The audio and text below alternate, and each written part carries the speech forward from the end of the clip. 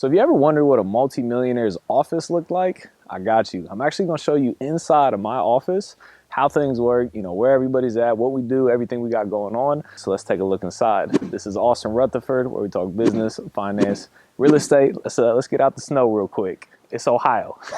We deal with this all the time. But it's kind of a cool story, like how it got to owning an entire building. I was working out of my house, my parents' house to be exact. I bought a duplex. Then I started working out of a room inside of my duplex. And then I hired a team and I got a 400 square foot box. It was me and my assistant. And then it was a salesperson in the same room. And then another salesperson. And then we finally moved into an office. But the cool thing was this, is I knew I always wanted my own office building because I was tired of paying the man rent. So I was looking for an office building, but I wanted it to be on one street because it was close to most of my projects and it was close to my house and I didn't want to drive that far. So I only wanted to buy an office building on one street. This building that I bought that I now, have my team out of was up for sale for $50,000 a year and a half before I bought it. And I was like, nope, I don't want it because I wasn't thinking about owning an office building. A year and a half later, all they did between the year and a half is demo the interior out. They gutted the inside because it needed a lot of work and listed it back on the market for $100,000 more than what it was originally listed for. And I didn't want it at $50,000, but I ended up buying it at $155,000. So it's kind of cool, like how things work. I could have saved about $100,000, but it's life. It is what it is. So I'm actually going to take you inside and walk you through, exactly everything we got going on here. So inside, this is the main floor. We got Kelsey. She does transaction coordination. Helps keep my life sane. Helps plan trips. Help with different coaching, fulfillment side of things. So she's been great. Definitely made my life a whole lot easier. This is the sales floor here. Some of the guys aren't here. This is Darius. What up, D? So Darius came on probably about a year ago. He started off just doing like follow-up calls, junior acquisition, and then it's grown, more. He's taking more calls. He's actually trying to lock up more contracts. You got what, 2-3 contracts out right now? Yeah, about 2, 3, 4. I think it's 4 out. All right. So we got a couple in the pipeline. Yeah. Cool.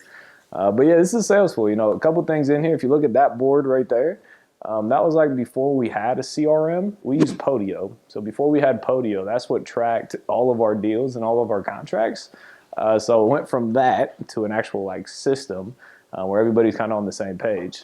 And then if you look over here at this big map, the first thing I ever did in real estate was that map. So I decided about 6-7 years ago, I was like, man, I'm getting into real estate. And the first thing I did is I went out and bought a map. And then I went in there and I drew all the lines and all the zip codes on the map so I could like learn the city. Now I can tell you almost every street and every zip code. I've done a house in every zip code. So it's cool to see like the transition, like not knowing like anything, any neighborhoods, any cities, nothing, to like literally knowing the whole city. And it's kind of funny. There's one red zip code in there. Everything else is black. There's one red one. And the red one at the time was like, there's no way I'm buying in the zip code. And it's now one of my favorite zip codes. So it's just kind of funny how things happen. But, we got the kitchen. We got some like little motivation board. We got, I forget what these are called, canvases. So canvases, keep the motivation. One of my favorite ones is your dreams are calling. And then you got to swipe the iPhone to answer it. And then here's another one. One day, these 5 a.m.s will all make sense. So, you got to get up. You got to get going. This is my office in here. That's, again, one of my favorites. I love all these. But it's not the money I'm after. It's the freedom that I'm after. So I like to just have things around that continuously push me and motivate me and the team, to keep going and everything. That's Nate's desk. He's actually the guy behind the camera right now. What up, Nate? But he's a creator. He works there. He works up in the conference room, the studio. He works at coffee shops, kind of all over the place. So, we got to have a desk for him in a whole bunch of different places. But this is my desk here. Today was reviewing some deals and stuff. Actually, getting pretty heavy into cryptocurrencies. So that's been fun. Just learning something new. I did a TikTok live earlier today. We were talking about the Burr method. So I got my little little stand. You pop this out. It's like a tripod. And you put the phone right there, and you can it can record you. So that's what I use on the TikTok lives. A lot of you are probably here from TikTok. Shout out to TikTok. Appreciate y'all jumping on here. Down here, I got a little putt course. So sometimes I don't use it anymore, obviously, but back in the day, I'd get on phone calls and just start putting. One of my really good friends actually sent me this one, which got it all started. He's like, man, all like the successful people play golf, so we got to get our putting game right.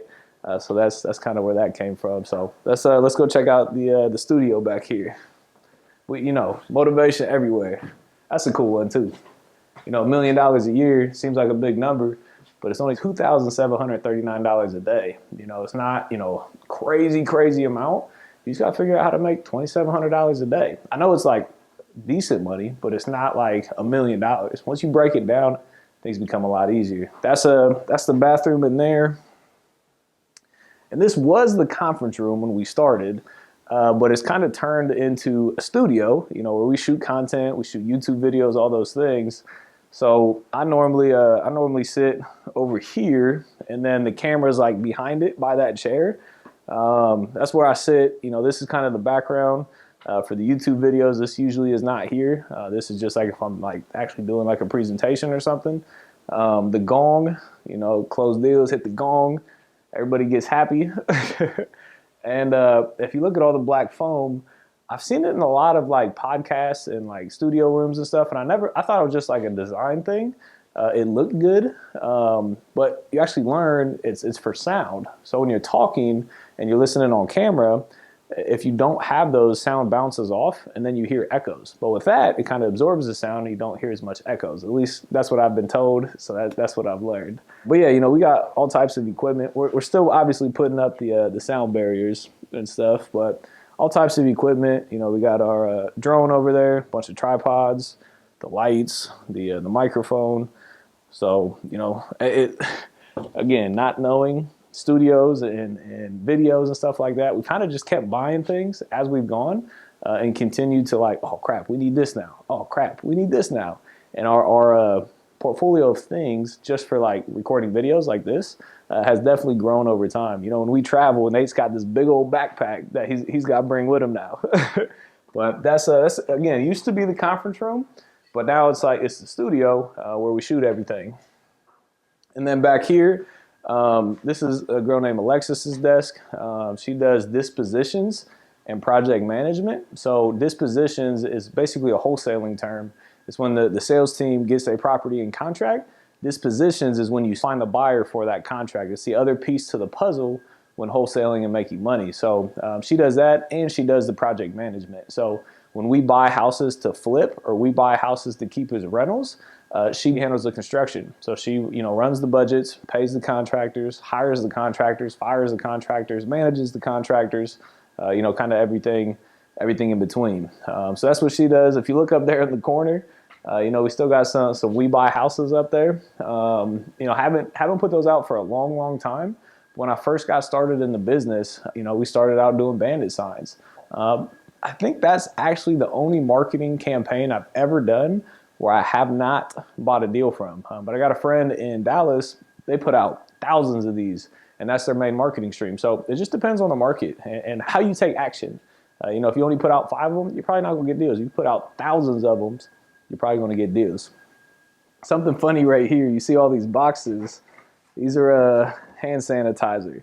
So when COVID hit, everyone, nobody knew it, and all the hand sanitizers, the baby wipes, all of them were sold out in the stores. So I bought $500 of hand sanitizer. This is actually liquid hand sanitizer. It smells awful, but I thought we were going to use it all, and as you can see, we really didn't use any of it, and it's probably because it smells so bad. It's made from an actual vodka dispensary. They just turned it to hand sanitizer, so it's actually pretty nasty. You look at the wheel of deals. Something we used to do, you get 2 deals in a day, you get 4 or 5 deals in a week, you get a spin, and you get a bonus or something like that.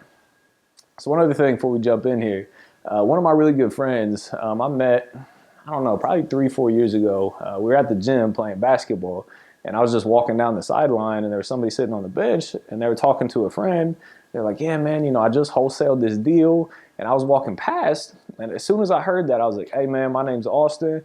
You know, would love to chop it up. Like, I'm always looking to create conversation. I'm always looking to talk with people. I'm always looking to build, to network with other people. So, you know, introduce myself.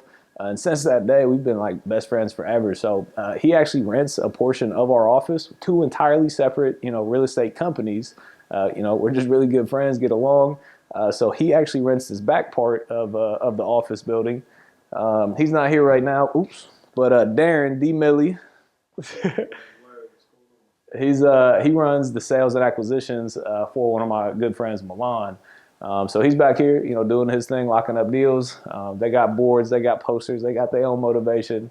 But it's cool in real estate. You know, a lot of people see like other people as competition, but it's not competition, it's collaboration. You know, we've bought deals off of them. You know, we've lent them money, we've co-opted, we've JV'd on deals.